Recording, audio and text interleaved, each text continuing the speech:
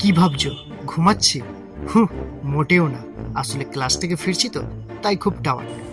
চলেছিলাম বিশিবপুর স্টেশনে এসে দেখি এটা কি হচ্ছে ভাই। ও আচ্ছা, এটা ট্রেনের পাত বোস করাচ্ছে। যাই হোক, বিশ্বাস করো খুব জোর খিদে পেয়েছিল, তাই তো বিরিয়ানি নিয়ে বসে পড়লাম।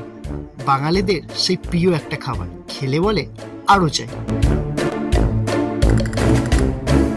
মিষ্টি দোকানে এসে নিয়েছিলাম দই, তারপর ওটাও খেয়ে ফেলি।